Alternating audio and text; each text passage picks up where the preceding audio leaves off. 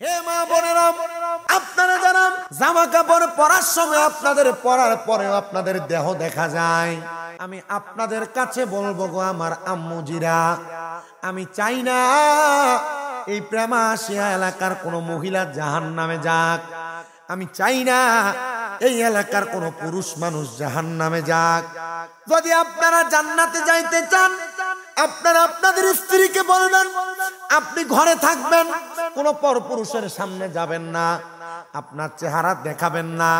আপনার এই চেহারা যেন আমি স্বামী ছাড়া, আমার সন্তান ছাড়া, আপনার বাপ ছাড়া, আপনার ভাই ছাড়া, আপনার চাচা ছাড়া আর অন্য কোনো পুরুষ মানুষ না দেখি। একটা মহিলার জন্য 14 জন পুরুষ হলো গায়রে মাহরাম। একটা মহিলা চাইলে 14 জন পুরুষের সামনে যাইতে পারবে, একটা পুরুষ চাইলে 14 জন মহিলাকে দেখতে পারবে, অন্য কোনো মহিলা নয়। আর যদি আপনার ঘরের নারীকে এলাকার পর পুরুষরা দেখে যায়, এই যে বিবাহ হয়, বিবাহ হওয়ার পর বউ আনার পরে এলাকার মানুষ সবাই তার বাড়িতে যায় নতুন বউ দেখার জন্য। মনে রাখতে হবে, না রে না, ওই বউটারা পর পুরুষরা দেখাবে না, পর পুরুষে দেখাবে না। কারণ হলো একটা মহিলাকে যখন 40 জন পুরুষ দেখে ফেলে, ওই মহিলার নাম হয়ে যায় দাইয়ুস। জোরে বলেন, ওই মহিলার নাম কি? দাইয়ুস হয়ে যায়। দাইয়ুস যখন হয়, সবাই একটু দুরূদ শরীফ পড়েন, সালাতুনিয়া সালাতুনিয়া। জামালে আশিকা বাসত মুহাম্মদ, খেয়ালে বরা বাসদ আহম্মদ, সালাতুনিয়া। मुहब्बत कमली वाले से वो जज्बा है, सुनो लोगों, ये जिस मन में समा जाए वो मन में ला नहीं होता। मोहम्मद की गुलामों का कफन मैला नहीं होता। सालातुनिया। मोहब्बते मोहब्बते। তাহলে একটা মহিলাকে 40 জনের বেশি যদি কোনো পুরুষ মানুষ দেখে, ওই মহিলার নাম হয় দাইয়ুস। বলেন, ওই মহিলার নাম হয় দাইয়ুস। হে পর্দার অন্তরালের মা, তুমি কোনো পুরুষ মানুষকে তোমার চেহারা দেখাবে কিনা এটা তোমার ফয়সালা মা। আল্লাহর নবী বলতেছেন, কোন দাইয়ুস মহিলা জান্নাতে প্রবেশ করবে না। লা ইয়াদখুলুল জান্নাতা দাইয়ুসা, কোন দাইয়ুস মহিলা জান্নাতে প্রবেশ করবে না। এই জন্য আপনি আপনার স্ত্রীকে, আপনি আপনার মেয়েকে, আপনি আপনার মাকে, আপনি আপনার বোনকে বেপরদা বানাইতে বড় সাবধান। আল্লাহর নবীজি হাদিসে মুবারাকা বলেন, হযরত আনাস ইবনে মালিক রাদিয়াল্লাহু তাআলা আনহু, হযরত আব্দুল্লাহ ইবনে আব্বাস রাদিয়াল্লাহু তাআলা আনহু, হযরত আবু সাঈদ খুদরি রাদিয়াল্লাহু তাআলা আনহু, হযরত আবু হুরায়রা রাদিয়াল্লাহু তাআলা আনহু, এই 4 জন হাদিস বিশারদ একই হাদিসকে 4 রকমে বর্ণনা করেছেন। তারা বলতেছেন, একটা মহিলার কারণে 4 প্রকারের পুরুষ মানুষ দোজখে যাবে। জবান বন্ধ নাই, আপনারা বলেন, একটা নারীর কারণে কয় প্রকারের পুরুষ দোজখে যাবে? আরো মহাব্বতে বলেন, কয় প্রকারের? হে বাবা, আমার আলোচনার বিষয়, আমি কিন্তু বেশিক্ষণ সময় বয়ান করি না। বেশি থেকে বেশি হলে 1 ঘন্টা 20-25-30 মিনিট বয়ান হয়। আমি চেষ্টা করি আমার বয়ানের প্রত্যেকটা সময় আমি আপনাদেরকে কিছু কিছু বিষয় শিক্ষা দেওয়ার জন্য। যদি আপনি শিখেন, শিখার পর আমল করেন, আপনি আমাকে নাজাতের জন্য আল্লাহর কাছে সুপারিশ করবেন। আর আমি যদি এই ওয়াজ থেকে হেদায়েত হয়ে যাই, আমি আল্লাহর কাছে বলবো, আল্লাহ আমাকে যত হেদায়েত দিয়েছেন, আমার যত ভক্তবৃন্দ আছে, আপনি তাদেরকে হেদায়েতের তৈয়বা নসিব করেন। আমার সারা বাংলাদেশে যত ভক্ত আছে, আমি আমার সব ভক্তদের কাছে আমি সব সময় বলে দিই, আমার ভক্তরা তোমরা যদি মহিলা হও সব সময় পর্দা করবা, পরপুরুষের সামনে যাবা না। তোমরা যদি পুরুষ মানুষ হও তোমরা কখনো বেগানা নারীদের দিকে তাকাইবা না। তোমরা 5 ওয়াক্ত নামাজ আদায় করবা, তাহাজ্জুদ পড়বা, তোমরা চলাফেরা করা অবস্থায় বেশি বেশি দুরূদ শরীফ পড়বা, কখনো কোনো হারাম টাকা পয়সা খাইবা না। আমি আপনাদেরকে আমার এই নসিহতগুলো বলে দিলাম, আপনারা চেষ্টা করবেন আমল করতে, কারণ এই ছোট কয়েকটা আমল আপনাকে আল্লাহর নেককার বান্দা মুমিন বান্দা বানাইতে সহযোগিতা করবে। তো বলছিলাম আপনাদেরকে, একটা নারীর কারণে কয়জন পুরুষ মানুষ দোজখে যায়? আপনাদেরকে কথা বলতে কষ্ট হচ্ছে? আপনাদের কথা বলতে কষ্ট হচ্ছে? আপনারা যদি আমার কথার উত্তর দেন, এই কথা থেকে শিক্ষা আছে না নাই? তাহলে বলেন, একটা নারীর কারণে কয় প্রকার পুরুষ দোজখে যায়? সবাই বলেন কয় প্রকার পুরুষ? সাহাবায়ে কেরাম প্রশ্ন করেন, ইয়া রাসূলুল্লাহ, ইয়া হাবিবাল্লাহ, নবী আপনি বলেন না প্রথম কে দোজখে যায়? বলে 1 নাম্বার আবুকা, তার পিতা। নবী গো কেন? কোন পিতা তার কন্যাকে জন্ম দেওয়ার পর ওই পিতা যদি তার কন্যাকে পর্দা না করায়, ওই কন্যা যদি তার পিতার অবাধ্য হইয়া বেপর্দা চলে, চুল ছেড়ে দিয়ে দিয়ে রাস্তায় রাস্তায় হাঁটে, ওই মেয়ে যদি তার বাবার কথা না শুনে বেপর্দা চলাফেরা করে, পরপুরুষের সামনে যায়, তাহলে ওই মেয়ের কারণে তার বাবা 1 নাম্বার দোজখে যাবে। তাহলে আমরা সবাই নবীর হাদিস জানি। আমার নবী বলেন, দুনিয়াতে কোনো মানুষ যদি একটা কন্যা সন্তানের বাবা হয়, তাহলে আল্লাহ তাআলা তারে একটা জান্নাত দান করবে। যদি কোনো মানুষ 2টা কন্যা সন্তানের বাবা হয়, আল্লাহ তারে 2টা জান্নাত দান করে দিবেন। সুবহানাল্লাহ। আর যদি কোনো মানুষ 3টা কন্যা সন্তানের বাবা হয়, আমার আল্লাহ তাআলা ওই মানুষটাকে আল্লাহর নবীর সাথে জান্নাত প্রদান করবে। মুহাব্বতে বলেন না সুবহানাল্লাহ। কিন্তু আপনার মেয়েটা বেপর্দা চলে, আপনি জান্নাত পাবেন, জান্নাতের সুঘ্রাণও পাবেন না। অথচ জান্নাতের সুঘ্রাণ 500 বছরের রাস্তা দূর থেকে দেখা যাবে, 400 বছরের রাস্তা দূর থেকে পাওয়া যাবে জান্নাতের সুঘ্রাণ। আল্লাহর হাবিব মুহাম্মদুর রাসূলুল্লাহ সাল্লাল্লাহু আলাইহি ওয়াসাল্লাম নবী আমার বলে, উম্মতে মুহাম্মদীর দলেরা, 1 নাম্বার হলো আবুকা, তার বাবা। 2 নাম্বার ও আখি, তার ভাই। জোরে কোন আল্লাহু আকবার। ইয়া রাসূলুল্লাহ, ইয়া হাবিবাল্লাহ, নবীজি আপনি কেন বললেন তার ভাইয়ের কথা? নবী আমার বলেন, কোন ভাই যদি তার বোনকে পর্দা না করায়, কোন ভাই যদি তার বোনকে পর্দা না করায়, তাহলে ওই ভাই তার বোনের কারণে দোজখের আগুনে জ্বলা লাগবে। আমাদের সমাজ এমন বিশৃঙ্খলা সৃষ্টি করা সমাজ হয়ে গেছে। মনে রাখতে হবে মুসলমানের দলেরা, একটা ভাই দেখবেন মোটরসাইকেলের পেছনে তার বোনকে বসায়া, কত সুন্দর মাথার চুল চাইরা, পাতলা জামা কাপড় পরায়া পরায়া হাঁটে। না না না, আপনারা যদি একজন হক এবং ইসলামপন্থী ভাই হয়ে থাকেন, আপনি কখনো আপনার বোনকে বেপর্দা চলতে দিবেন না।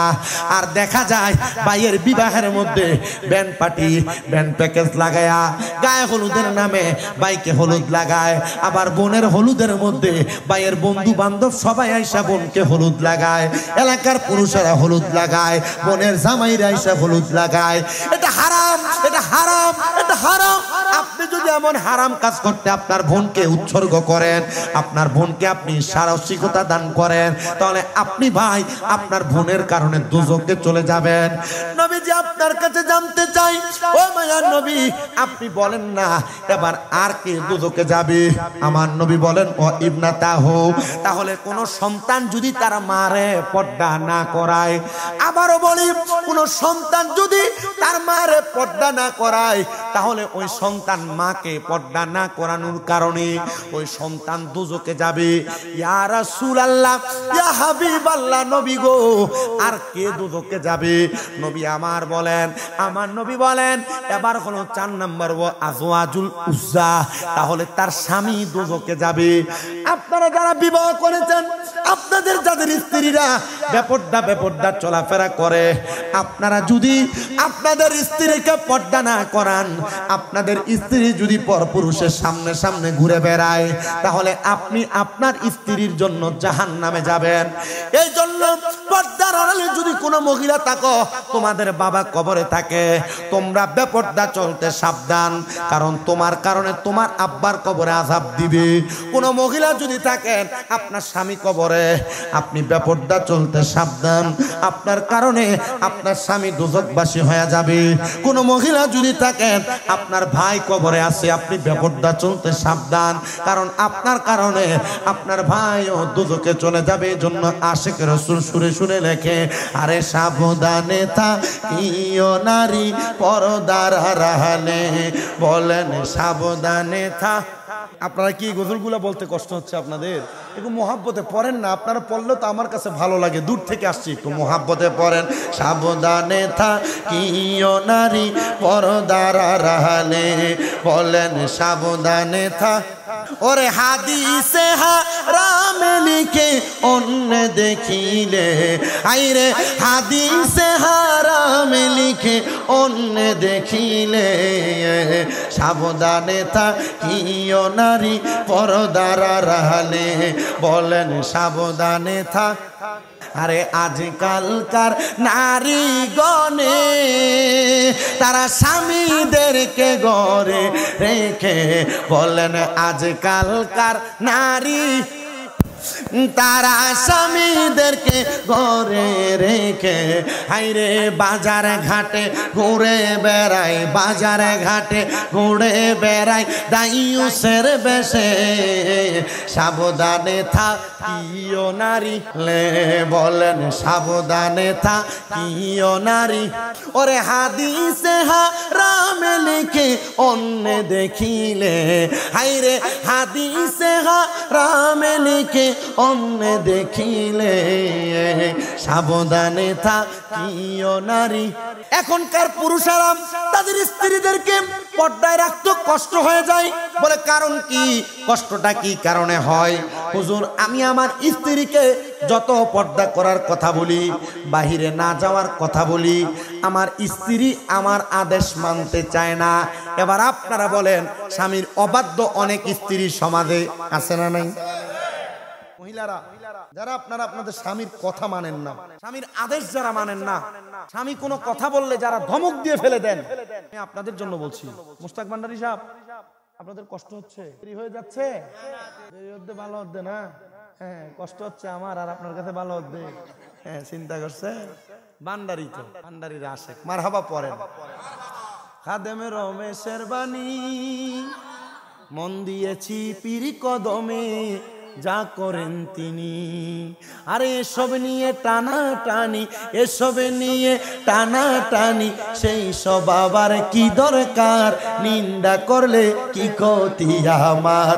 আমার প্রাণে খোঁজে মাঝে ভান্ডারে দিলে খোঁজে, আরে নিন্দা করলে কি ক্ষতি আমার? হাইরে নিন্দুকেরা নিন্দা করে, নিন্দুকেরা নিন্দা করা স্বভাব তার, নিন্দা করলে কি ক্ষতি আমার? বলেন নিন্দা করলে মার, বলেন নিন্দা করলে কি ক্ষতি আমার? আমার প্রাণে খোঁজে মাঝে ভান্ডার দিলে খোঁজে মাঝে ভান্ডার। আপনারা তো বলতেছেন না, কারণ আমি জানি এলাকায় বহুত জায়গার ভিতরে বহু মানুষ বলতে থাকে মাঝ ভান্ডার যাও আর মাজারে যাও, মাজারে যাও কেন? এটা বেদাত, এটা দাঁত ছলাই দিবেন। ইমাম শেরে বাংলা হুজুরের শিক্ষাতে এটা বেদাত বলতেছে, গাউসে মাঝ ভান্ডার দরবারে যাবে। আরে গাউসে মাঝ ভান্ডার সহ আউলিয়া কারাম বাংলাদেশে না আসলে ফানিতে বাস্তা, ফানিতে কথা বলে না কেন? পরনে দুটি ছিল, দুটি, এই দুটি খুলে লুঙ্গি পরাইছে আউলিয়া কারাম, ভুলে গেছে আউলিয়া কারামের কথা। একটু মুহাব্বতে স্মরণ করেন। আমি যদি তরিকতের আলোচনা করতাম, আমি দেখছি আমার পূর্বে যিনি বয়ান করছেন, আমার ওস্তাদ সমতুল্য মাওলানা মঈনুদ্দিন হায়দার জসিম কাদেরী, উনি কিন্তু মূল্যবান গৌসে পাকের শান আজমতের বয়ান করছে। এজন্য আমি অন্য দিক থেকে করতেছি, তা আপনাদের একটু মনোযোগ আকর্ষণটাকে একটু টানার জন্য একটু শান গাইতেছি আর কি। মাঝ ভান্ডারের একটু মুহাব্বতে পড়েন। আমার দিলে খোঁজে মাঝ ভান্ডার, প্রাণে খোঁজে নিন্দা করলে কি ক্ষতি আমার? হাইরে নিন্দুকেরা নিন্দা করে, নিন্দুকেরা নিন্দা করে, নিন্দা করা স্বভাব তার, নিন্দা করলে কি ক্ষতি আমার? আমার প্রাণে খুঁজে আর দিলে খুঁজে মাঝি ভান্ডারে, নিন্দা করলে মারে বলেন নিন্দা করলে হাইরে নিন্দুকেরা নিন্দা করে নিন্দুকেরা নিন্দা করে নিন্দা করা স্বভাব তার নিন্দা করলে মারে শোনো যত বন্ধুগণ নিন্দুকেরে তোমরা কবু পেব না দুশ্মন শোনো যত বন্ধুগণ নিন্দুকেরে তোমরা কবু পেব না দুশ্মন নিন্দুকেরে তোমরা কবু পেব না দুশ্মন তারা তরিকতের ধোপার মতো তরিকতের ধোপার মতো ধুয়ে করুক পরিষ্কার নিন্দা করলে আমার প্রাণে খুঁজে মাঝে ভান্ডার দিলে খুঁজে নিন্দা করলে কি ক্ষতি আমার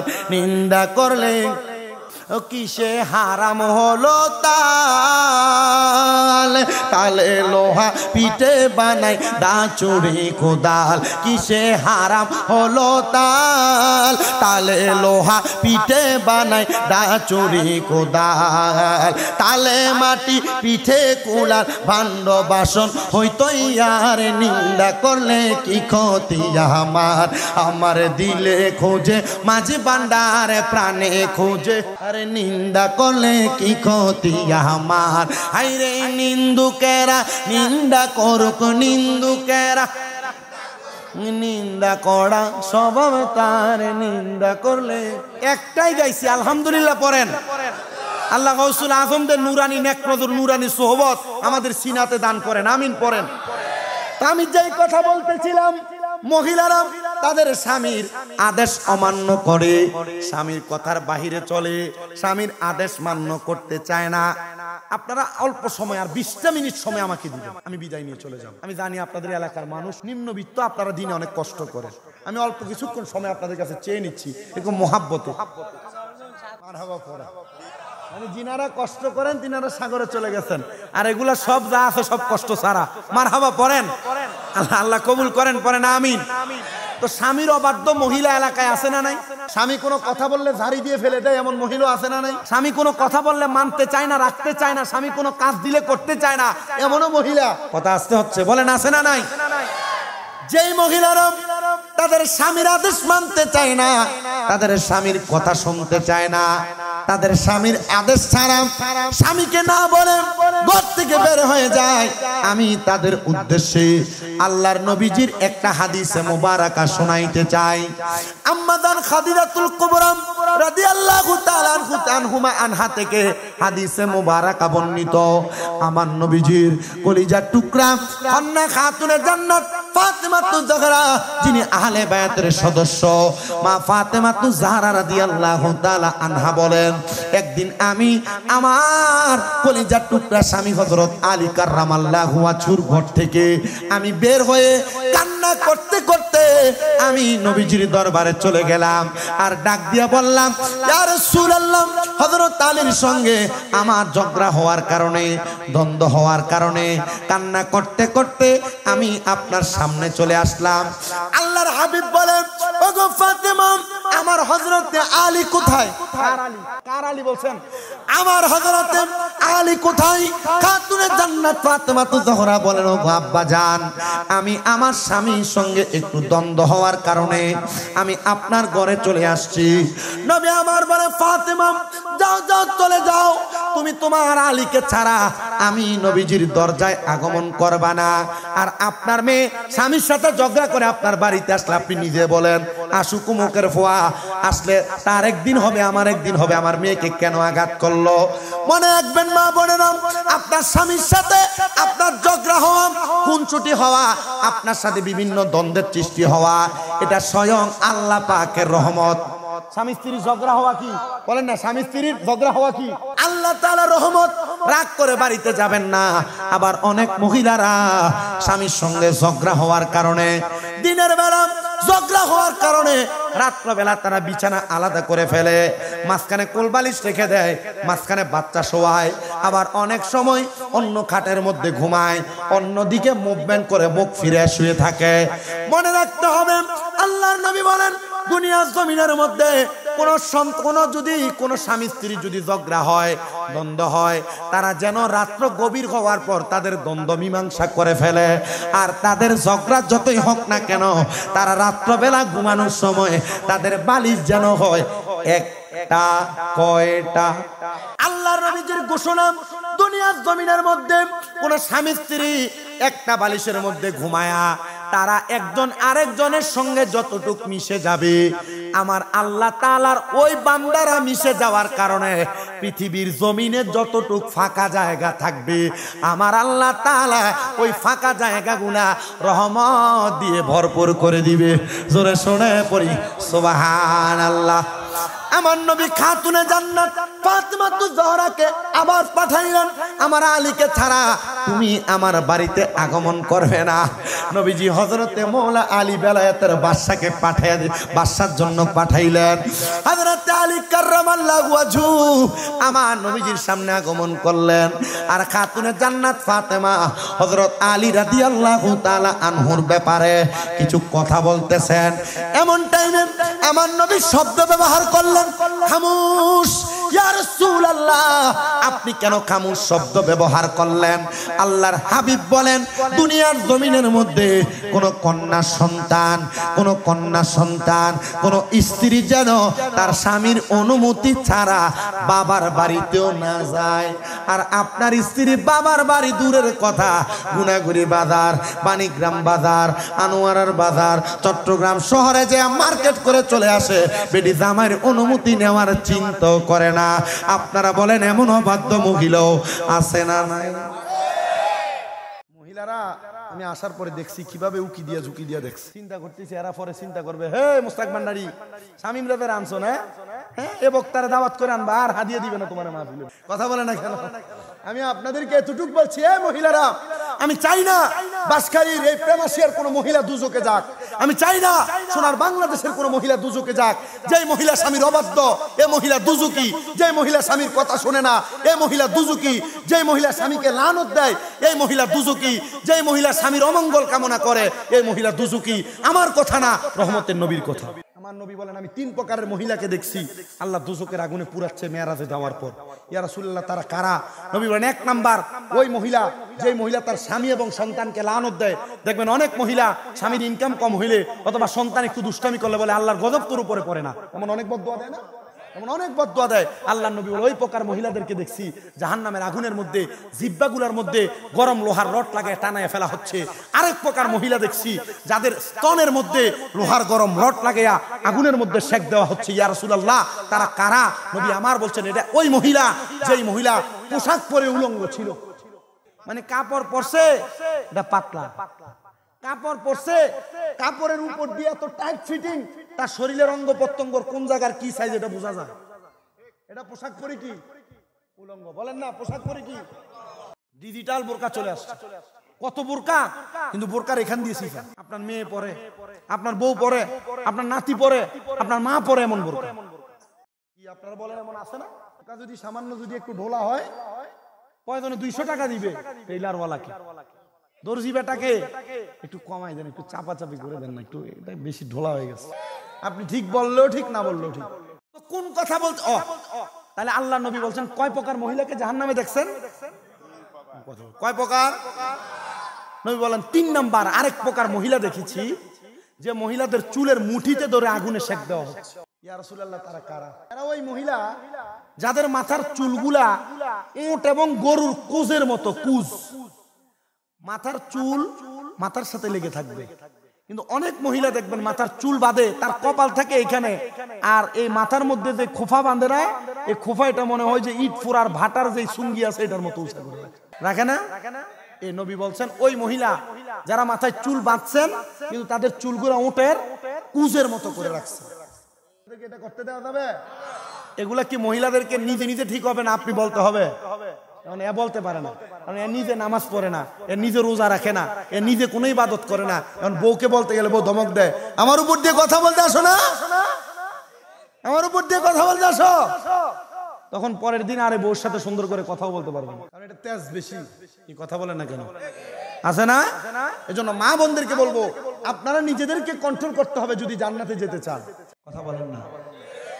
তাহলে যেই মহিলারা স্বামীর অনুমতি ছাড়া বের হয়, বাহিরে চলে যায়, স্বামীর অনুমতি ছাড়া পরপুরুষের সঙ্গে কথা বলে, আল্লাহর নবী বলেন না, একটা মহিলা তার স্বামীর অনুমতি ছাড়া বাবার বাড়িতেও যাইতে পারবে না, বাবার বাড়িতেও যাইতে পারবে না। এ পর্দার অন্তরালের মা, আপনাদের কাছে আমি আবদার করি, আপনারা আপনাদের স্বামীর প্রতি একটু সচেষ্ট হবেন। স্বামী যেমন ভাবে বলে তেমন ভাবে চলার চেষ্টা করবেন।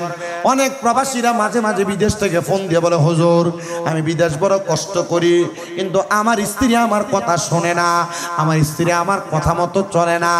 এ ব্যাপারে বড় সচেষ্ট থাকতে হবে। মহিলারা যদি স্বামীকে খুশি না করতে পারে তাহলে জান্নাতে যাওয়া বন্ধ। তা আমি আপনাদেরকে বলছি, শুধু শুধু মহিলাদেরকেও দোষ দিলে হবে না, মাঝে মাঝে আমরা পুরুষেরও কিছু দোষ আছে। দোষটা কি? আমি নিজে নামাজ পড়ি না, আমি আমার বউকে নামাজের কথা বলি। এক নাম্বার আমাদেরকে নামাজি হওয়া লাগবে, তাহলে আমাদের স্ত্রীদেরকে নামাজের কথা বললে তারা পড়বে, সন্তান পড়বে। 2 নাম্বার, আমরা যদি স্ত্রী কোনো কাজ করতে দেরি হয়, তরকারিতে একটু লবণ আর স্বাদ কম হয়, দুরুম করে স্ত্রীর মুখের মধ্যে থাপ্পড় লাগিয়ে দেয়। বউ মারে এমন শয়তান বেডাও এলাকায় আছে না? আলহামদুলিল্লাহ পড়ে। ওই যে আমরা কোথায় না গেলাম, টেকনাফ না, আব্দুল গনি নাম, এর বাড়িতে আমরা মাহফিলে গেছি, আসার সময় গাড়ির পেছন পুরো শুটকি এতলা দিছে। এগুলো তো আলহামদুলিল্লাহ মোহাব্বত। এ গনিরে আর আমি পাই নাই, মোবাইলে কল দিলে আর এরা পাওয়া যায় না। এ কই আছে এটা আল্লাহ ভালো জানে, তবে আমি একটু জানছি এমন হয় আমলি করতো। আল্লাহ আল্লাহ আল্লাহ বোঝার তৌফিক দান করুন, আমিন পড়েন সবাই, একটু দুরূদ শরীফ পড়েন। সালাতুন ইয়া রাসূলাল, সালাতুন ইয়া হুজুরের আগমন। হুজুর এতক্ষণে খাবার ওয়াজও শেষ হয়েছে, হুজুর আসছে। হুজুর আমার ওয়াজ কিন্তু শেষ। না না না, মুরব্বি বসেন, আপনিও বসেন। 2টা ভাত খেয়েছেন? 2টা ভাত খেলে ফেট ভরে, বেশি গেছেন আলহামদুলিল্লাহ। ওনাদেরকে নিয়ে যান, আপনারা যান, খাবার দাবার খান, অসুবিধা না। তাহলে একটু বসেন, শেষ আর অল্প কিছুক্ষণ সময়, অল্প কিছুক্ষণ সময় ওয়াজ, হুজুর আর বেশি না, অনেক দরকার নেই। হ্যাঁ, ভালো লাগতেছে আপনার কাছে? তাহলে আরেকবার দুরূদ শরীফ পড়েন। সালাতুন ইয়া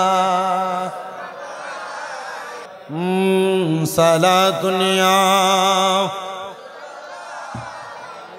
জোরে হচ্ছে না, সালাম মুহাম্মদ মুস্তাফা নূরুন আলা নূর, হাবিবে কিবরিয়া নূরুন আলা নূর, সালাতুন ইয়া। আমার মুসলমান ইমানদাররা একটু মনোযোগ দেওয়ার চেষ্টা করবেন। আপনারা যারা বউ ফিডান, বউয়ের গালের মধ্যে থাপ্পড় লাগান, চটকনা লাগান, বউকে আঘাত করেন, বউ মারেন, আপনাদের জন্য আমি একটু কথা বলছি, একটু মনোযোগ দিয়ে শোনার চেষ্টা করবেন। আল্লাহর নবী বলেন, দুনিয়ার জমিনের মধ্যে পুরুষেরা তোমরা তোমাদের স্ত্রীদের গালের মধ্যে আঘাত করবা না। ইয়া রাসূলুল্লাহ, কেন গো? বলে কারণ হলো তোমাদের স্ত্রীরা তোমাদের কাছে সাময়িক সময়ের মেহমান মাত্র। তোমরা তাদেরকে, মেহমানকে যেমন ভাবে আপ্যায়ন করে, তোমরা তোমাদের স্ত্রীদেরকে তেমন ভাবে আপ্যায়ন করো, মুহাব্বত করো। মেহমানের সাথে যেমন সুন্দর আচরণ করে তোমরা তেমন আচরণ করো। কারণ কি? এটা করলে লাভটা কি হবে? নবী আমার বলতেছেন, তাহলে আল্লাহ তাআলা তোমরা তোমাদের স্ত্রীদের প্রতি ইনসাফ করার কারণে, সুন্দর ব্যবহার করার কারণে তোমার জন্য জান্নাতের মধ্যে 40 জন হুরার গিলমানের খেদমত রেখে দিয়েছেন। জোরে শুনে পড়ি সুবহানাল্লাহ। নবী আমার যখন এই কথা বললেন, আমার নবীজির দরবারে অনেক মহিলা সাহাবায়ে কেরাম, নবীজির দরবার যেই জায়গায় মদিনাতুল মুনাওয়ারায় আমি গত বছর গিয়ে এসেছি, নবীজির রওজার, নবীজির মিম্বরের পাশে আর নবীজির রওজা মুবারকের মাঝ বরাবর 3টা খেজুরের গাছ ছিল। কয়টা? 3টা খেজুরের গাছ ছিল। একটা খেজুরের গাছ আমার নবীজির মিম্বর বরাবর, যেটার নাম উস্তুনে হান্নানা, যেটাতে ধরে আমার নবী খুতবা প্রদান করতেন। মাঝ বরাবর একটা একটা খেজুরের গাছ, যেই খেজুরের গাছের নাম হলো উস্তুনে আহাদা। দূর দূরান্ত থেকে কোনো মেহমান আসলে আমার নবীজি উস্তুনে আহাদার নিচে বসে বসে কথা বলতেন। সুবহানাল্লাহ। আমার নূরের নবী রাহমাতুল লিল আলামিন নবীজির রওজা মুবারকের একবারে পাশে আরেকটা খেজুরের গাছ, ওই গাছটার নাম হলো উস্তুনে আয়েশা। দেখবেন তাকায়া নবীজির রওজা মুবারক এবং মিম্বর বরাবর তিনটা মোটা মোটা ফিলার। তুর্কির যখন শাসন মদিনাতুল মুনাওয়ারায় চলছিল, ঠিক তখন ওই গাছগুলাকে পিলারের মতো আবদ্ধ করে ফেলা হয়েছে। ওই উস্তুনে আয়েশার নিচে বসে বসে আমার নবীজির যখন অসুস্থ থাকতেন আর মন খারাপ থাকতো, আমার নবী রাহমাতুল লিল আলামিন নবীজি আম্মা জান আয়েশা সিদ্দিকার ডান রান মুবারকের উরু মুবারকের মধ্যে মাথা মুবারক রাইখা রাইখা আমার নবীজি মা আয়েশা সিদ্দিকার সাথে রসিকতা করতেন।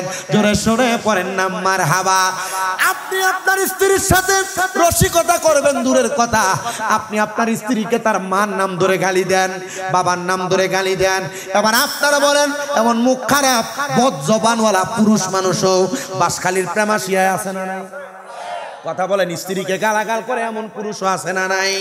শুনে রাখেন, আল্লাহর নবী বলেন, হে দুনিয়ার পুরুষের দলেরা, তোমরা তোমাদের স্ত্রীদেরকে নারীদেরকে তার মা বাবার নাম ধরে ধরে গালি দিও না। ইয়া রাসূলুল্লাহ, ইয়া হাবিবাল্লাহ। নবী কেন? বলে আমি নবী হলাম মহিলাদের বাবা। ইয়া রাসূলুল্লাহ, কেন আপনি বললেন মহিলাদের বাবা? আরে আপনি যদি তার মাকে আর বাপকে গালি দেন, গালি গিয়ে রাসূলের উপরে পড়বে, এজন্য মহিলাদেরকে গালি দিবেন না। তো যেই কথা আমার নবীজি যখন বলতে লাগলেন আম্মা জান আয়েশা সিদ্দিকাকে, হে আয়েশা শুনো শুনো, আল্লাহ তাআলা স্বামীদেরকে জান্নাতের 40টা হুর গিলমানের খেদমত দান করবে। মা আয়েশা কান্না করে দিলেন। আর নবীজির দরবারে উস্তুনে আয়েশা বরাবর একবারে পাশে যে জায়গার মধ্যে বর্তমানে আমার নবীজির কলিজার টুকরা সাহাবী হযরত ওমর রাদিয়াল্লাহু তাআলা আনহুর শাহাদাতের জায়গা, ওই জায়গার মধ্য থেকে আমার নবীজির মহিলা সাহাবাই কেরাম ডাক দিয়ে বললেন, ইয়া রাসূলুল্লাহ, আমরা আমাদের স্বামীকে বড় ভালোবাসি, বড় মোহাব্বত করি, তো জান্নাতের হুর গিলমানরা যদি আমার স্বামীর খেদমত করে তো আমি কি করব? আমার নবী ডাক দিয়া বলেন, এ মহিলারা, তোমরা যদি তোমাদের স্বামীর উপর ইনসাফ করে থাকো, স্বামী ছাড়া কোনো পুরুষের সাথে সম্পৃক্ত না হও, স্বামী ছাড়া পর পুরুষের সঙ্গে দেখা না করো, স্বামীর আদেশ অমান্য না করো, স্বামীর কথা করো, স্বামীর হক আদায় করো, আল্লাহ তাআলা ওই 40টা হুরের সরদারিনী বানায়া তোমাদেরকে জান্নাতে জায়গা করে দিবে। আরো জোরে পড়েন সুবহানাল্লাহ। আচ্ছা, আমি একটা জিনিস হিসাব মিলিয়ে দেখলাম, আপনারা যারা বউ ফিডান, আল্লাহ যদি আপনার স্ত্রীটারে জান্নাতের 40 জন হুরের সরদারিনী বানায় কবরে পাঠায়, আর আপনি যদিও কবরে যান, আচ্ছা আপনার স্ত্রীরা আপনি একটা থাপ্পড় মারলেন দুনিয়ায়, স্ত্রী যদি 40 জন হুরকে বলে তোমরা একটা করে মারো, একে মিনিমাম হুর গিলমানদের হাতের থাপ্পড় খাওয়া থেকে বাঁচার জন্য হইলেও বউ মারা বন্ধ রাখতে হবে। আপনারা কি বুঝতেছেন কথা? এই মানুষগুলো জান্নাতে যাবে। আমি শুধু আমার একটা ভাইয়ের কথায় প্রায় 40 মিনিটের সময় শুধু স্বামী স্ত্রীর মহব্বতের কথাগুলো বলে দিলাম। আল্লাহ কবুল করেন, পড়েন আমিন। তো আমি ছিলাম ইমানদার বান্দার মৌতের ব্যাপারের কথায়, শেষ ওয়াজ ইমানদার বান্দার মৌতের আলোচনার কথায় আমার নূরের নবী রাহমাতুল লিল আলামিন নবীজি তিরমিজি শরীফের হাদিসে মুবারাকার মাধ্যমে জানায়া দিচ্ছে, ইমানদার বান্দার রূহ যখন আজরাইল নিয়ে যাবে, নিয়ে যাওয়ার সময় আজরাইলকে রূহ বলবে, রে আজরাইল এত আস্তে কেন নিয়ে যাও? তুমি আমাকে তাড়াতাড়ি নিয়ে যাও। কারণ কি? বলে যদি তুমি জানতা আল্লাহ তাআলা আমার জন্য কত বড় নিয়ামত রেডি করে রাখছে, তুমি আমাকে এত আস্তে আস্তে নিয়ে যাইতা না, তুমি আমাকে আরো তাড়াতাড়ি নিয়ে যাইতা। জোরে শুনে পড়েন সুবহানাল্লাহ। আল্লাহর নবী মুহাম্মদুর রাসূলুল্লাহ সাল্লাল্লাহু আলাইহি ওয়াসাল্লাম আকায়ে নামদার তাজদারে মদিনা হুজুর পুরনূর, ওই নবী রাহমাতুল লিল আলামিন নবী বলেন, এবার ইমানদার বান্দাকে যখন আজরাইল ফেরেশতা প্রথম আসমানে নিয়ে যাবে, কোন আসমান? বলেন না কোন আসমান? প্রথম আসমান নিয়ে যাবেন আল্লাহ তাআলার আসমানের দুইটা ধার প্রান্তের মধ্যে একজন একজন করে 19 জন ফেরেশতা দাঁড়ানো থাকবে। ডান দিকে 19 জন ফেরেশতা দাঁড়ানো থাকবে। আর ফেরেশতারা আহালান ওয়া সাহালান মারহাবান মারহাবান দুয়ুফুর রহমান বলে বলে ইমানদার বান্দাকে কবরের মধ্যে রূহ, ইমানদার বান্দার রূহটাকে আসমানের দিকে স্বাগতম জানায়া জানায়া গ্রহণ করবে। এই ফেরেশতারা তোমরা কেন ইমানদার বান্দার রূহটাকে এভাবে গ্রহণ করতেছো? তখন ফেরেশতারা বলবে ইমানদার বান্দা নামাজ পড়ে, রোজা রেখে, হজ করে, যাকাত দিয়ে, দান সদকা করে আল্লাহ তাআলার এমন রাজামন্দি হাসিল করেছে, ইমানদার বান্দার রূহের মধ্য থেকে মেশক আম্বরের ঘ্রাণ আসতেছে। যেমন ঘ্রাণ দুনিয়ার সাধারণ পাবলিকদের গায়ে থাকবে না, থাকবে একমাত্র ইমানদার মুত্তাকিদের শরীরে। যারা গৌসুল আজম, গৌসে মাঝ ভান্ডারের বায়াত আপনারা হয়েছেন, যারা বিভিন্ন দরবারের বায়াত হয়েছেন, যে কোনো পীরের, যে কোনো মাশায়েখের হাত ধরেছেন, আপনার পীর, আপনার আহকাম, আপনার হুকুম করনেওয়ালা, উনি দুনিয়ার জমিন থেকে ইন্তেকালের পরে এমন ইমানি হালত নিয়ে যাবে, আর এমন ইমানি হালত নিয়ে জানেওয়ালা ব্যক্তিদেরকে আমার নবী বলেন কাল ময়দানে মাশরের মধ্যে সুপারিশ করার অধিকার দেওয়া হবে। আমরা যারা সুন্নি মুসলমান দাবি করি, আমরা বায়াতে রাসূল গ্রহণ করি, আমাদের যারা পীর মুর্শিদ আছে তারা আমাদেরকে সুপারিশ করে করে বলবে আয় আয় আমার ভক্ত, আমার মুরিদান, আমি যেই কাতারে জান্নাতের দিকে যাব ওই কাতারের সাথে আমার মুরিদানরাও জান্নাতে যাবে। জোরে বলেন সুবহানাল্লাহ। আল্লামা জালালউদ্দিন মুহল্লি রহমাতুল্লাহ আলাইহির একটা ওয়াকিয়া পড়তে যেয়ে দেখলাম কাল ময়দানে মাশরে পীর মাশায়েখ এবং মুমিন যারা, মুমিনদের মধ্য থেকে একটা না দুইটা না 12 থেকে 13টা সিরিয়াল হবে, 12 থেকে 13টা সিরিয়াল। ইয়া রাসূলুল্লাহ, ও মায়ার নবী, এদের মাঝে আবার কেন ভাগ হবে? আমি মুমিন মুখে দাবি করি, অন্তরে বিশ্বাস করি, কিন্তু আমার কাজে কর্মে কোনো মুমিনের কাজ নাই। কথা কি বুঝতেছেন আপনারা? আমি মুখে দাবি করি কি, অন্তরে দাবি করি কি, কিন্তু আমার কাজকর্ম কার মতো না? মুমিনের মতো না। আচ্ছা, এটা কি আসলে মুমিন? এটা আসলে মুমিন? এটা কাজকর্ম করে বড় ভালো, কিন্তু এটার ভিতরে বড় শয়তানি, দাবি করে মুমিন। এটাও কি মুমিন? এটা কাজকর্ম ভালো, অন্তরে বিশ্বাস ভালো, কিন্তু এটার মুখে খুব বিষ। এটা কি মুমিন? এই জন্য এই মুমিনদের মাঝে 12টা কাতার হবে। বলেন বলেন কয়টা? মুমিনদের মাঝে 12টা কাতার হবে। ইয়া রাসূলুল্লাহ, এই 12 কাতারের মাধ্যম আর কারণ কি এটা জানায়া দিচ্ছে আল্লামা জালালউদ্দিন মুহল্লি রহমতুল্লাহ আলাই এবং আল্লামা ফরিদউদ্দিন আত্তার রহমতুল্লাহ আলাই লিখিত তাসকিরাতুল আউলিয়া, আমার গৌসে পাক হুজুর বড় পীর আব্দুল কাদের জিলানীর লিখিত আল ফাতহুর রাব্বানি ওয়াল ফায়দুর রহমানি, ওই কিতাবের মধ্যে একই কথা 3 জায়গায় 3 ভাবে সুন্দর করে লিখতেছে। হক্কানি পীর, হক্কানি মাশায়েখ, জান্নাতের রাস্তা দেখানোওয়ালা ব্যক্তিদের পরিচয়, ইমানদারের পরিচয়, মুমিনের পরিচয়। ইবনে মাজাহ শরীফ 303 নম্বর পৃষ্ঠার হাদিসে মুবারাকা। যদি চিনতে চাও, যদি বুঝতে চাও, যদি দেখতে চাও, এমন ব্যক্তির দিকে তাকাও যার চেহারার দিকে তাকাইলে আল্লাহর কথা মনে হয়। ওয়াজের প্রথম পাইছেন ঘুরা বলে ইয়া আইয়ুহাল্লাযীনা আমানুত্তাকুল্লাহা ওয়াল তানজুর নাফসুম মা কদ্দামাত লিগাদিউ ওয়াত্তাকুল্লাহা ইন্নাল্লাহা খবীরুম বিমা তা'মালুন। আল্লাহ বলেন, হে ঈমানদাররা, তোমরা আল্লাহকে ভয় করো। ওয়াল তানজুর, তোমাদের তাকানো উচিত, নাফসুম মা কদ্দামাত লিগাদিউ ওয়াত্তাকুল্লাহ, তোমাদের পূর্ববর্তীদের দিকে, তারা পূর্বের জন্য আগে কি প্রেরণ করেছে। আবার আল্লাহকে ভয় করো, কারণ ইন্নাল্লাহা খবীরুম বিমা তা'মালুন, নিশ্চয় আল্লাহ তোমাদের অন্তরের খবর জানেন। তোমরা যে ভালো কাজ করতেছো এটা কি আল্লাহরে খুশি করতে না মানুষকে খুশি করতে? তোমাদের পূর্ববর্তী যারা, তারা আল্লাহকে খুশি করার জন্য কত কাজ করেছে, তোমরা সেভাবে করো। আল্লাহ তাআলা আমাদেরকে আল্লাহকে খুশি করার জন্য নবীজির দুরূদ, নবীজির সালাতু সালাম, নবীজির মিলাদ, নবীজির মিলাদুন নবী, নবীজির সিরাত, নবীজির সিরাতুন নবী, আউলিয়া কেরামের অনুসরণ অনুকরণের মাধ্যমে এই জীবন সাজিয়ে যা বয়ান করেছি, প্রত্যেকটা বয়ানের কথা আমলে জিন্দেগিতে বাস্তবায়ন করার তৌফিক দান করুন। সবাই জোরে পড়েন আল্লাহুম্মা আমিন। সবাই পড়েন আল্লাহ আল্লাহ। ओ अल्लाह अल्लाह हवाला खैर सब कुछ जाने देखे बाईद करीब गायब की खबर देने वाला अल्लाह का हबीब नबी जी अल्लाह ओ अल्लाह अल्लाह ओगो नबी नूर नबी দেখা দেন একবার দেখিতে সেই নূরের সূরত ডাকি বারে বার নবীজি আল্লাহ আল্লাহ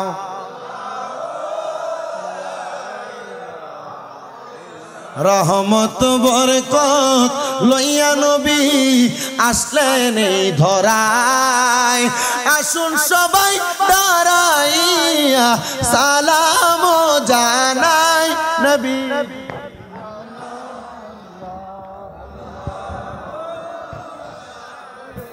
বাংলাদেশ ইসলামী ছাত্র সেনা কুমিল্লা আলিয়া মাদ্রাসার সভাপতি আমি আলহামদুলিল্লাহ নাই আপনাদেরকে বাংলাদেশ ইসলামী ছাত্র সেনা 3 নং খানখানাবাদ ইউনিয়নের পক্ষ থেকে 7 নং ওয়ার্ডের কশাখা থেকে আপনাদেরকে দাওয়াত দেওয়া হচ্ছে। দাওয়াত কি? দাওয়াত হচ্ছে আগামী 15 তারিখ ময়দানে লালদিঘিতে ঐতিহাসিক লালদিঘি ময়দানে বাংলাদেশ আহলে সুন্নাত ওয়াল জামাতের বৃহত্তর ঐক্য জোটের পক্ষ থেকে বিশাল এক জনসমাবেশের আয়োজন করা হয়েছে। আলহামদুলিল্লাহ জোরে বলেন নাই? সেই ঐক্য জোটে অংশগ্রহণ করার জন্য আপনাদের জন্য ফ্রি গাড়ির ব্যবস্থা করা হয়েছে। এই গাড়ি কোথা থেকে যাবে? এখান থেকে যাবে না? আপনাদের জায়গাটার নাম বলেন। প্রেমাশিয়া থেকে একটা গাড়ি যাবে। আপনাদের জন্য ফ্রি গাড়ির ব্যবস্থা করেছে। আগামী আরো 11 তারিখ শনিবার, সরি 15 তারিখ শনিবার, মানে 11 মাস, এই নভেম্বর মাসের 15 তারিখ শনিবার ঐতিহাসিক লালদিঘি ময়দানে আহলুস সুন্নাত ওয়াল জামাতের ঐক্য জোটের বিশাল সমাবেশের মধ্যে আপনারা অংশগ্রহণ করবেন। আমরা সুন্নিরা যে বিক্ষিপ্ত আর বিচ্ছিন্ন না, সুন্নিরা যে ঐক্য হয়েছি, কারণ 5 আগস্টের পরে আহলে সুন্নাত ওয়াল জামাতের আকীদাওয়ালা আমরা যারা আমাদের প্রাণের জায়গা মাজারগুলোতে বাতিল ফেরকার হামলা করেছিল, আমরা সুন্নিরা যদি ঐক্যবদ্ধ থাকতাম আর আমরা যদি সরকার বাহাদুরের কাছে আমরা আবদার করতাম, উপদেষ্টাদের কাছে আমরা যদি আন্দোলনের মাধ্যমে বলতাম যে যারা যারা বাংলাদেশের আউলিয়া কারাম সুফিবাদ তথ্যের মাজারগুলোকে ভেঙেছে আপনারা এদেরকে শাস্তির আওতায় আনেন, অন্যথায় সুন্নি জনতা জোরদার আন্দোলন করবে। কিন্তু আমাদেরকে সে আন্দোলনের বাধাগ্রস্ত করেছে আমাদের ঐক্য। আমাদের ঐক্য নাই বিদায় আহলে সুন্নাত ওয়াল জামাতের যিনারা বড় বড় আকাবির সেই আহলে সুন্নাত ওয়াল জামাতকে ঐক্যবদ্ধ করে ঐক্য জোটের প্রোগ্রাম দিয়েছে আগামী 15 তারিখ লালদিঘির ময়দানে। আমরা যাবো তো ইনশাআল্লাহ, সুন্নি জনতা আছি। আমরা 15 তারিখ লালদিঘির ময়দানে গিয়ে একটা জিনিস, বাংলাদেশের সরকার বাহাদুর সহ সামনে নির্বাচন হলে আমরা নির্বাচনে যারা জয়ী হবে তাদের কাছে এতটুকু আবদার করব, আপনারা যদি বাংলাদেশে আপনাদের রাজনৈতিক কার্যকলাপ পরিচালনা করে শান্তি শৃঙ্খলা বজায় রাখতে চান, সর্বপ্রথম ক্ষমতায় আসার পরে আপনারা আগে আইন জারি করবেন, আউলিয়া কারামের মাজারের মধ্যে যারা আঘাত করেছে তাদেরকে ফাঁসি দিতে হবে। আমরা এই একটা দাবি নিয়ে, এবং আহলে সুন্নাত ওয়াল জামাত কারোর দালালি যে করে না। সুন্নিদের অনেক জায়গার ভিতরে বিভিন্ন ট্যাগ লাগায়া দালালির ফতুয়া দিচ্ছে, দালালির ট্যাগ লাগায় দিচ্ছে, সুন্নিরা নাকি পূর্ববর্তী সরকারের দালালি করেছে। না, এই ট্যাগ বন্ধ করে সুন্নিদের একটা রাজনৈতিক দল আছে, ওই দলের কথা আমি এখন বললাম না। কেন না বলার কারণ হলো এটা দলের কথা বলার জায়গা না, কথা বলবেন, এটা ওয়াজের জায়গা। আমি আমার দলের কথা একটা সুন্দর করে মাঠ করে সমাবেশ ডাক দিয়ে বলবো, আমি আমার দলের কথা স্টেজে বলবো না।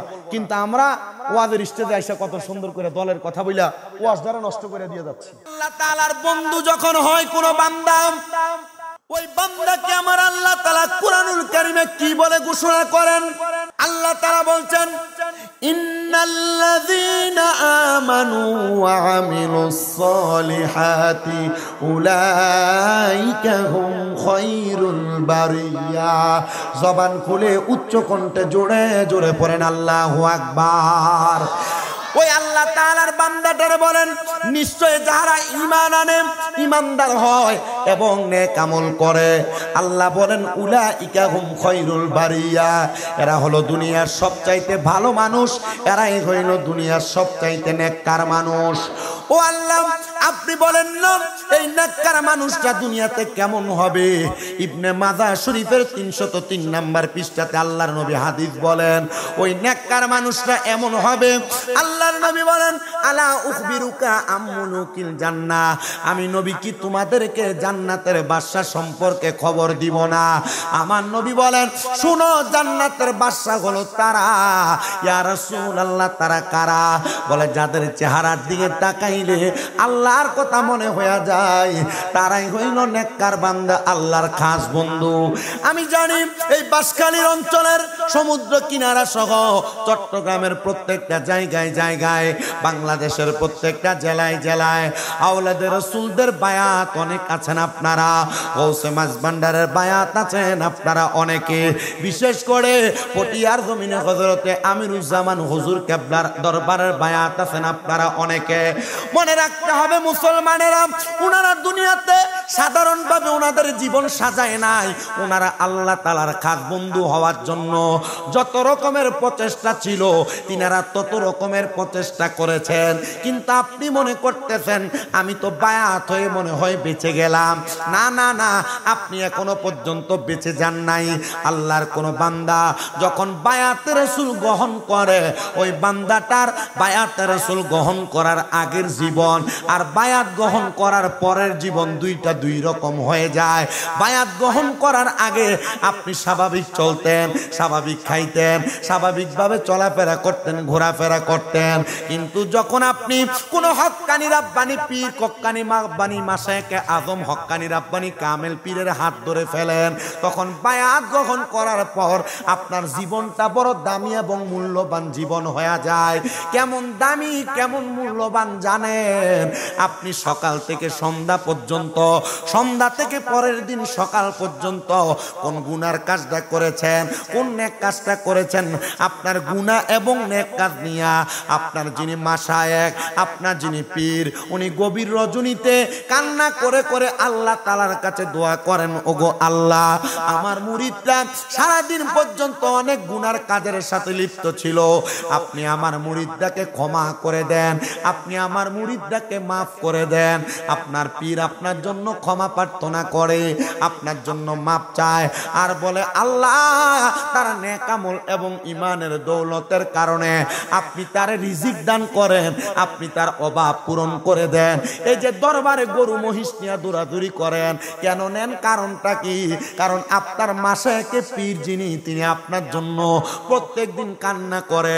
মনে রাখবেন, যারা হক্কানি পীর কামেল ব্যক্তি, তারা তিনটা জিনিসের ব্যাপারে বড় অলস। বলে কোন জিনিস? বলে তারা কম ঘুমাবে, বেশি ঘুমের ব্যাপারে তারা অলস, তারা কম খাবে, বেশি খাবারের ব্যাপারে তারা অলস, এবং তারা দুনিয়ার জমিনে কম কথা বলবে, বেশি কথার ব্যাপারে হক্কানি পীরেরা বড় অলস। শোনো এবার মুসলমানেরা, আল্লাহর হাবিব মুহাম্মাদুর রাসূলুল্লাহ সাল্লাল্লাহু আলাইহি ওয়াসাল্লাম নবী আমার বলেন, উম্মত, দুনিয়ার জমিনের মধ্যে একটা হক্কানি পীরের খাসিয়ত যদি তুমি জানতে চাও, হক্কানি পীরের দিকে তাকাইলে তুমি দেখবা, আল্লাহর মুমিন বান্দা নেককার বান্দার দিকে তুমি তাকাইলে দেখবা, ওই মুমিন বান্দা নেককার বান্দার চেহারাটা এমন নুরানি, মুমিন বান্দা নেককার বান্দার চেহারাটা এমন ঈমানি, যার চেহারার দিকে তাকাইলে আল্লাহর কথা মনে হয়। পড়েন সুবহানাল্লাহ। এবার আপনারা বলেন, হক্কানি রাব্বানি পীর মাশায়েখদের চেহারার দিকে তাকাইলে কার কথা মনে হয়? আসতে বলতেছে, বলেন কার কথা মনে হয়? তাহলে একটা বার জবান খুলে জোরে ডাক দেন, আল্লাহ, আল্লাহুম্মা সাল্লি আদনা বিয়ানা মাওলানা মুহাম্মাদ, আল্লাহুম্মা সাল্লি আম্মাদ নাবি মাওলানা, আল্লাহর নূরে নবী পয়দা, নবীর নূরে এই সংসার, হায়রে দেখা দিয়া ধন্য করেন আপনার উম্মত গুনাহগার, আল্লাহুম্মা সাল্লি মাদনাবি মাও। এবার বলেন আমার প্রেমাশিয়ার বাবারা, যারা আল্লাহর ওলি তারা কার ইবাদত করে ওলি হয়? বলেন না, কার ইবাদত করে ওলি হয়? তো তারা যেমন মানুষ, আপনিও তেমন মানুষ। তাদের যেমন দুইটা হাত, আপনার তেমন দুইটা হাত। তাদের যেমন দুইটা কান, আপনার তেমন দুইটা কান। তাদের শরীরের মাথার তালু থেকে পা পর্যন্ত দেখতে যেমন, আপনাকেও দেখতে তেমন। তো আপনিও তো চেষ্টা করলে আল্লাহ তাআলার বন্ধু হতে পারেন, আল্লাহ তাআলার ওলি হতে পারেন, কিন্তু আপনি চেষ্টা করেন না। দুনিয়ার মায়ায় পড়ে, সংসারের ব্যস্ততায় পড়ে আপনি কিন্তু সে পথ থেকে বড় দূরে সরে গেছেন। কিন্তু জানেন, আল্লাহর কোন বান্দা যখন আমার আল্লাহ তাআলার বেশি বেশি ইবাদত করে, ওই বান্দা দুনিয়ার জমিনের মধ্যে আমার আল্লাহ তাআলারে ভয় করে। আমার আল্লাহ তাআলা ওই বান্দাটাকে যখন আমার আল্লাহর বন্ধু বানায়, আল্লাহর বন্ধু বানানোর সাথে সাথে ওই বান্দাটা দুনিয়া এবং আখিরাতের তারাক্কি নসিব করে। নবী সাল্লাল্লাহু আলাইহি ওয়াসাল্লাম নবী আমার বলে, উম্মতে মুহাম্মদীর দলেরা, তখন ওই বান্দা দুনিয়াতে যখন চলাফেরা করে, যেই পাও দিয়া চলে ওই পাটা তার পা না। নবী গো, কার পা?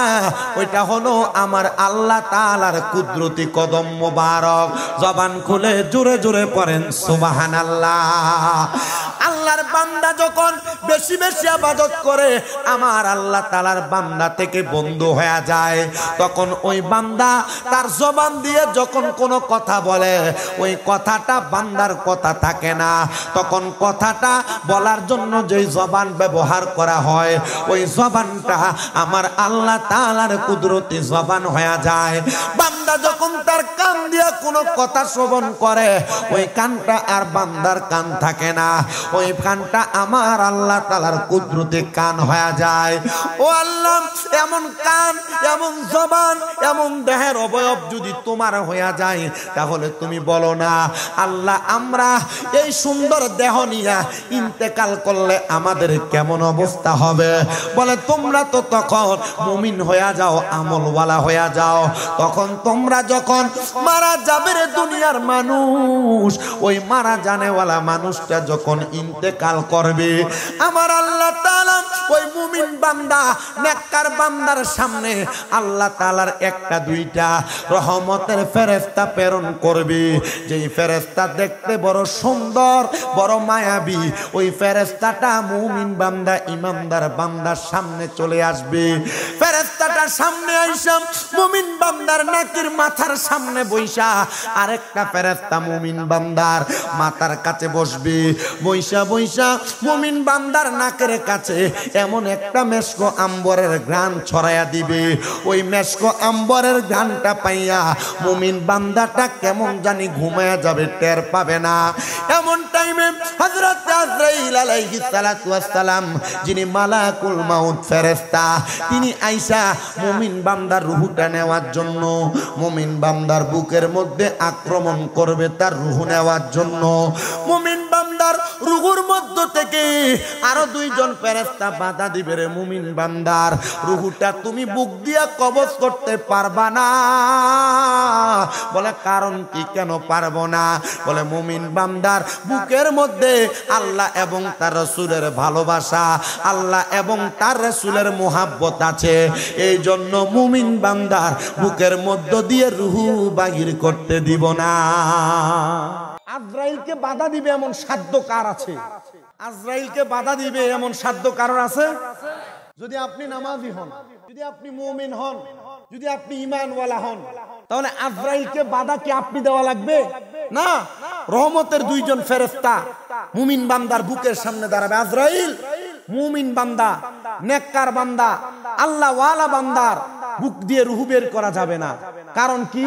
বলে, কারণ এই মুমিন বান্দার বুকে আল্লাহ এবং তার রাসূলের ভালোবাসা আছে। আপনাদের কি সুবহানাল্লাহ বলতে কষ্ট হয়, অসুবিধা হয়? আমার ওয়াজ করতে অনেক কষ্ট হয়। তবে আমি আপনাদের এলাকায় নতুন বিদায়, মাইকের সেটআপ আমার ভালো লাগে। আর মনিটর থাকলে কান জ্বালাভারা হয়ে যাওয়ার কথা, কিন্তু কোনো কিছুই হচ্ছে না। আমার খুব কষ্ট হচ্ছে কথা বলতে। আমি যতক্ষণ পর্যন্ত কথা বলবো ততক্ষণ, আমি মাইক ধরে ফেলছি যে আপনাদের তো 38 মিনিট হয়ে গেছে, আমি যে ওয়াজ করতেছি আমার কষ্ট হচ্ছে, কিন্তু আমি যে কথাগুলো বলছি এই কথাগুলো যদি আপনি মানেন, শোনেন, বুঝেন, তাহলে আমার এই কষ্ট করে আসা আর কথা বলাটা গ্রহণযোগ্য হবে, আলোচনা গ্রহণযোগ্য হবে। তাহলে বলেন, যদি মুমিন বান্দার রূহ কবজ করার সময় আজরাইল হাত দেওয়ার পর আজরাইলকে পর্যন্ত ফিরিয়ে দেওয়া হয়, তাহলে আমরা এমন মুমিন হতে চাই কারা কারা? দুই হাত তুলে আল্লাহকে দেখায়। নারে তাকবীর। আওয়াজের নমুনা, হুজুর আমরা মুমিন বান্দা হতে চাই কিন্তু আওয়াজ দিতে রাজি নাই। নারে তাকবীর, নারে রিসালাত, নারে গাউসিয়া। এবার মুমিন বান্দার বুকের মধ্যে হাত দেওয়ার পর শুধু এক জায়গায় হাত দিবে না, তাহলে আমাদেরকে শর্ত মুমিন হওয়া লাগবে। বলেন কি হওয়া লাগবে? মুমিন হওয়া লাগবে, নেককার হওয়া লাগবে, আল্লাহর বন্ধু হওয়া লাগবে। আমরা বন্ধু হতে পারলে আমাদের রূহ নেওয়ার সময় আজরাইল বাধাপ্রাপ্ত হবে। মারহাবা পড়েন। মুমিন বান্দার বুকের মধ্য থেকে রূহ না নিতে পারে, ফেরেশতা যখন ফিরে যাবে, এবার মুমিন বান্দার বিওয়াজহিকান নূর চেহারার মধ্যে হামলা করা হবে রূহ নেওয়ার জন্য। কোন মুমিন বান্দার চেহারার মধ্যে হামলা করবে রূহটা নেওয়ার জন্য, মুমিন বান্দার কপালের মধ্য থেকে আবার দুইজন ফেরেশতা দাঁড়ায়া যাবে। এ আজরাইল আলাইহিস সালাতু ওয়াস সালাম, মুমিন বান্দার কপাল দিয়ে তুমি রূহ বাহির করতে পারবা না। বলে কারণ কি? এ মুমিন বান্দা 5 ওয়াক্ত নামাজের মধ্যে সিজদা প্রদান করে সুবহানা রাব্বিয়াল আলা বলে আল্লাহ তাআলার প্রশংসা করেছে। এজন্য মুমিন বান্দার রূহ তুমি কপাল দিয়ে কবজ করতে পারবা না। ফিরে যাবে আজরাইল ফেরেশতা, এবার আবার তৃতীয়বার আবার আসবে মুমিন বান্দার রূহটা কবজ করার জন্য। এবার মুমিন বান্দার ডান উরুর মধ্যে, ডান হাতের মধ্যে হামলা করবে। মুমিন বান্দার ডান দিকে যখন হাত দিবে, বান্দার ডান দিকে হাতটা দেওয়ার সাথে সাথে বান্দার ডান দিক থেকে দুইজন ফেরেশতা আবার বাধা দিবে। রে আজরাইল, বান্দার ডান দিক দিয়ে রূহ কবজ করা যাবে না। কারণটা কি? বলে বান্দার ডান দিকে আছে তার দান এবং সাদাকা। এই যে এই দান সদকাগুলা আপনি মুমিন বান্দা হইলে আজরাইলকে বাধা দিবে, আপনার রূহ কবজ করতে দিবে না। কিসের তোমার বাহাদুরি? 2 টাকার মালিক হওয়ার পরে তুমি এলাকার রিকশার ড্রাইভারকে সালাম দাও না, তুমি এলাকার জাল যিনি ভাই নদী বন্দরে যিনি মাছ ধরতে যায় তারা সালাম দাও না, এলাকার গরিব দুঃখীর তুমি সালাম দাও না। তুমি তোমার টাকা পয়সার অহংকার দেখাও, তুমি তোমার বাড়ি গাড়ি সম্পদের অহংকার দেখাও। আর এজন্য তো আশেক সুরে সুরে লিখতেছে, চোখেরই পলকে তুমি হতে পারো লাশ, চিরতরে বন্ধ হবে তোমারই নিঃশ্বাস, হবে এলান তোমারই নাম মসজিদের মাইকে, হবে এলান তোমারই নাম মসজিদের মাইকে। বাড়িওয়ালা নাই রে বাড়ি, নাই রে দুনিয়াতে। বলেন বাড়িওয়ালা নাই রে বাড়ি ইয়াতে। বলেন বাড়িওয়ালা নাই রে বাড়ি। তোমার ভয়ে থাকতো মানুষ ছিল বাহাদুরি, ভাবুনি হাওয়ায় উড়া তুমি যে রঙিনী ঘুড়ি। তোমার ভয়ে থাকতো মানুষ ছিল বাহাদুরি, ভাবুনি হাওয়ায় উড়া তুমি যে রঙিনী ঘুড়ি। সুতোয় টানে দিলে মালিক, সুতোয় টানে দিলে মালিক পারবে না থাকিতে। বাড়িওয়ালা নাই রে বাড়ি, নাই রে দুনি। বলেন বাড়িওয়ালা নাই রে বাড়ি। চোখেরই পলকে তুমি হতে পারো লাশ, চিরতরে বন্ধ হবে তোমারই নিঃশ্বাস। হবে এলান তোমাদের নাম মসজিদের মাইকে, হবে এলান সবারই নাম মসজিদের মাইকে, বাড়িওয়ালা নাই রে বাড়ি নাই রে দুনিয়াতে, বাড়ি গাড়ি মেল ফ্যাক্টরি টাকার পাহাড়, বিলাসিতায় কেটেছে জনম কতই অহংকার, বাড়ি গাড়ি মেল ফ্যাক্টরি টাকার পাহাড়, বিলাসিতায় কেটেছে জনম কতই অহংকার। দামি কাপড় ছেড়ে হবে, দামি কাপড় ছেড়ে হবে সাদা কাফন পরিতে, বাড়িওয়ালা নাই রে বাড়ি ইয়াতে, বাড়িওয়ালা নাই রে বাড়ি নাই রে দুনি। একটা জবানও বন্ধ নাই। আপনারা বলেন মরণ কথাটা কি সত্য না মিথ্যা? তো মরবই যেহেতু ইমান নিয়া মরি, মরবই যেহেতু ইমান নিয়া মরি, বাঁচবই যেহেতু ইমান নিয়া বাঁচি। এবার আপনারা বলেন আমরা সবাই এমন ইমান নিয়া বাঁচতে এবং মরতে চাই কি চাই না? মোহাব্বতে বলেন চাই কি চাই না? আল্লাহ তাআলা এমন মরণ আমাদেরকে দান করেন, পড়েন আমিন। তিনটা জায়গাতে হামলা করলো, প্রথমে বুকে, তারপর মুখে, তারপর আপনার ডান হাতে। এবার ইমানদার বান্দার বাম দিক দিয়ে হামলা করবে আজরাইল রূহ নেওয়ার জন্য। বান্দার বাম দিকে হামলা করার সাথে সাথে বাম দিক থেকে আবার দুইজন ফেরেশতা দাঁড়ায়া যাবে। রে আজরাইল, বান্দার বাম দিক দিয়ে তো রূহ কবজ করা যাবে না। বলে কারণ বান্দার বাম দিকে তার মা বাবার খেদমত বিরাজমান, এজন্য বান্দার বাম দিক দিয়ে রূহ কবজ করতে পারবে না। আজরাইল আমার আল্লাহর দরবারে ফরিয়াদ করবে, ওগো আল্লাহ আপনার কাছে আমি জানতে চাই, বান্দার শরীরের প্রত্যেকটা অঙ্গ আমাকে বাধাপ্রাপ্ত করতেছে, বান্দার রূহ নেওয়া যায় না। আল্লাহ কেমনে বান্দার রূহ কবজ করব আপনি বলেন না। এবার আল্লাহ তাআলার পক্ষ থেকে আওয়াজ আসবে, বিকৌলি লা ইলাহা ইল্লাল্লাহু মুহাম্মাদুর রাসূলুল্লাহ ফাদাখালাল জান্নাহ। কোন মানুষ যদি তার জবান দিয়া লা ইলাহা ইল্লাল্লাহু মুহাম্মাদুর রাসূলুল্লাহ পড়ে, ওই মানুষটা জান্নাতে যাবে। কোন জান্নাতি মানুষ কালেমা পড়া ছাড়া ইন্তেকাল করতে পারে না।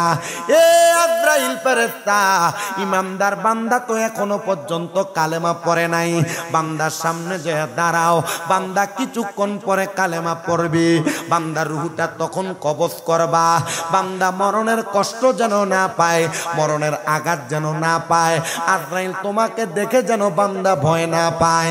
এবার বান্দা ঘুম থেকে জাগ্রত হবে, বান্দার সামনে একটা জান্নাতি আপেল ধরে রাখা হবে, জান্নাতি আপেলের মধ্যে লেখা থাকবে লা ইলাহা ইল্লাল্লাহু মুহাম্মাদুর রাসূলুল্লাহ সাল্লাল্লাহু আলাইহি ওয়াসাল্লাম।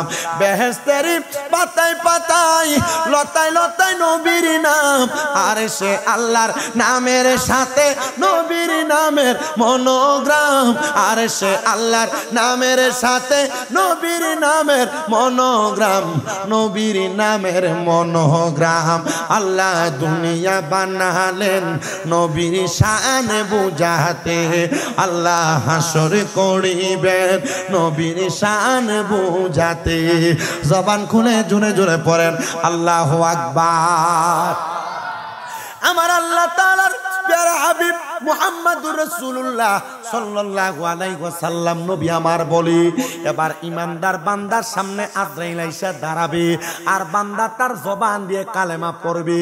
বান্দা কালেমা যখন পড়বে, বান্দার মুখ দিয়ে কালেমা পড়ার সময় যেই বাতাসটা বের হবে, যে হাওয়াটা বের হবে, ওই হাওয়া আর বাতাসের মধ্য দিয়ে আজরাইল আলাইহিস সালাতু ওয়াস সালাম রূহ কবজ করবে। ইমানদার বান্দা টের পাবে না। ওই বান্দার রূহ যখন কবজ করবে, হাদিসে মুবারাকার ব্যাখ্যা পড়তে যা পাইলাম, একটা ছোট বাচ্চা কান্না করলে তার মাথার মধ্যে হাত বুলে দিলে ওই বাচ্চাটা যেমন ভাবে আরামসে ঘুমায়া যায়, ইমানদার বান্দার রূহটা কবজ করার পরে ইমানদার বান্দা তেমন ভাবে ঘুমায়া যাবে, মৃত্যুর কষ্ট টের পাবে না, টের পাবে না। জবান খুলে জোরে জোরে পড়েন আল্লাহু আকবার। যখন ইমানদারের রূহটা আবার আজরাইল নিবে, রূহটা নেওয়ার পরে আজরাইল ফেরেশতা যখন এবার রূহটা নিয়ে যাবে, আল্লাহর হাবিবের তিরমিজি শরীফের হাদিসে মুবারাকা শোনাচ্ছি। এবার নবী আমার বলেন, আজরাইল ইমানদারের রূহটা যখন নিয়ে যাবে, ইমানদার বান্দার রূহটা আজরাইলকে ডাক দিয়ে বলবে, ওগো আজরাইল, তুমি আমার রূহটা কেন এত আস্তে আস্তে নিয়ে যাও, আরো তাড়াতাড়ি নিয়ে যাও, কারণ তুমি যদি জানতা আল্লাহ তাআলা আমি ইমানদারের জন্য কত মহামূল্যবান পুরস্কার রেডি করে রাখছি, তাহলে তুমি আমাকে এত আস্তে আস্তে নিয়ে যাইতা না, আরো তাড়াতাড়ি নিয়ে যাইতা।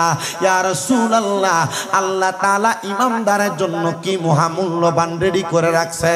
আমার রাসূল কুরআনুল কারীমের সূরা বাইয়িনার শেষ আয়াত তেলাওয়াত করে শোনায়া দেয়, জাযাউহুম ইনদা রাব্বিহিম জান্নাতু আদিনিন তাজরি মিন তাহতিহাল আনহার খালিদিনা ফিহা আবাদা রাদিয়াল্লাহু আনহুম ওয়া রাদু আন যালিকা লিমান খাশিয়া রাব্বা। জবান খুলে উচ্চ কণ্ঠে জোরে জোরে পড়েন আল্লাহু আকবার। আল্লাহ তাআলা বলেন, জাযাউহুম ইনদা রাব্বিহিম, যারা ইমানদার তাদের জন্য আমি আল্লাহর পক্ষ থেকে পুরস্কার হলো জান্নাতু আদনিন, ওই পুরস্কারের নাম হলো জান্নাতুল আদন। সুবহানাল্লাহ, জান্নাতুল আদন। শুধু তাই না, আল্লাহ বলেন, ও দুনিয়ার মানুষ, জান্নাতের মধ্যে তোমরা কতদিন থাকবা? আল্লাহ তাআলা বলতেছেন, খালিদিনা ফিহা আবাদা, বান্দা জান্নাতের মধ্যে চিরস্থায়ী বাসিন্দা হইয়া থাকবে, আবাদা, সেখান থেকে বের হতে চাইবে না। শুধু তাই নয়, আমার আল্লাহ তাআলা রে আমার নবীজির সাহাবায়ে কেরাম নবীরে প্রশ্ন করে, আল্লাহ আয়াতে কারিমার মধ্যে আর কি বলেছে? ওগো নবী, ওই জান্নাতের মধ্যে কারা থাকবে? আল্লাহ তাআলা বলতেছেন, রাদিয়াল্লাহু আনহুম ওয়া রাদু আন, যারা আল্লাহরে খুশি করেছে, আল্লাহ যাদের প্রতি খুশি হয়ে গেছে, তারাই ওই জান্নাতে থাকবে। এবার আপনারা বলেন, আমরা সবাই আল্লাহকে খুশি করার দরকার আছে না নাই? কিন্তু দেখবেন, আল্লাহকে খুশি করতে চাই, ওই মানুষটা কত সুন্দর মুসলমান দাবি করে, এটা নামের মুসলমান। দেখবেন মুসলমান দাবি করে মাথায় টুপি লাগায়া, পাঞ্জাবি লাগায়া সুদের কারবার করে, এমন অনেক নামের মুসলমানও সমাজে আছে না নাই? কথা বলেন না, আছে না নাই? আমাদের সমাজের মানুষ এ সুদখোর গুলারে ধরে নিয়ে মসজিদের সভাপতি বানিয়ে দেয়। আমাদের সমাজের মানুষ এ হারামখোর, পরের হক মেরে মেরে যারা খায়, এদেরকে মসজিদের সেক্রেটারি বানিয়ে দেয়। আমাদের সমাজের মানুষ এমন সুদখোর, ঘুষখোর, হারামখোর, পরের হক যারা মেরে মেরে খায়, এদেরকে এলাকার সর্দার মাতাব্বরির দায়িত্ব দেয়। আপনারা কথা বলেন, এমন হারাম খাওয়ার পর, পরের হক মেরে মেরে খাওয়ার পর, এই মানুষটাকে কি এমন সম্মানের জায়গায় মানায় নাকি? কি কথা বলতে ভয় পাচ্ছেন নাকি? আপনাদের অসুবিধা হচ্ছে না? ওয়াজ বুঝতেছেন? তবরুক দেখলাম যে কয়ডেক যেন ফালায় রাখছে মোস্তাক বান্ডার। আমি চিন্তা করতেছি সাইড ডেক তবরুক খাওয়ার মানুষও তো দরকার আছে। আপনারা আবার এই চিন্তা করেন না, গতকাল আগামীকালকে যদি ওয়াজের পরে যদি কেউ বলে যে কুমিল্লা থেকে হুজুর আনছে, হুজুরের ওয়াজ সব ঠিক ছিল, কিন্তু একটু সাইডে চলে গেছে, যে আমাদেরকে কি যেন বলছে সুদের ব্যাপারে। আপনি সুদ খাবেন আর আমি কি আপনাকে সালাম দিব নাকি? আপনি হারাম খাবেন, আমি কি আপনাকে সালাম দিব? কিন্তু আমাদের সমাজের মানুষ এ সুদ যারা খায়, পরের হক যারা মেরে মেরে খায়, মানুষের উপর জুলুম অত্যাচার যারা করে, পরের হক মেরে মেরে যারা খায়, সন্ত্রাসী যারা করে, এদের সাথে সম্পর্ক ভালো রাখে। আপনি কথা বলেন না কেন? শুধু তাই নয়, যে মানুষগুলা মাত্র এক কাপ চায়ের কাছে বেচা যায়, এক কাপ চা 500 টাকা 100 টাকার কাছে বেচা যায়, মানুষের ভালো বিচারকে খারাপ ভাবে ঘুরে দেয়, দেখবেন ওই মানুষগুলারে তারা বন্ধু বানায়। কথা বলেন, আছে না নাই? 200 টাকার কাছে বেচা যায় না এমন বহু সর্দার মাতাব্বর আছে না? আপনারা সর্দার বলেন তো নাকি? আমি জানি না আপনাদের এলাকা আছে কিনা। এটা বহু এলাকার ভিতরে, সব এলাকার ভিতরে এখন বর্তমানে খুঁজে পাওয়া যায়। ছেলে দাঁড় করে আইনে এখানে বসাই দিন। আমার আজকে আপনারা বুঝতেছেন কার মৃত্যুর আলোচনা করতেছি? ইমানদারের না, বলেন না। কার মৃত্যুর আলোচনা করতেছি? মুমিন যারা, তাদের মৃত্যুর আলোচনা করতেছি।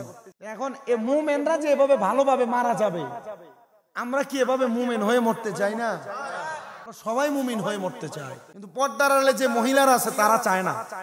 তারাও চায়, কথা বলেন, তারা যদি চায়, আমি আসার সাথে সাথে একজন বিচার দিল, হুজুর বড় ভাইয়ের স্ত্রীর সাথে ছোট ভাই সাক্ষাৎ করা এটা কতটুকু জায়েজ মাসালাটা জানতে চাই।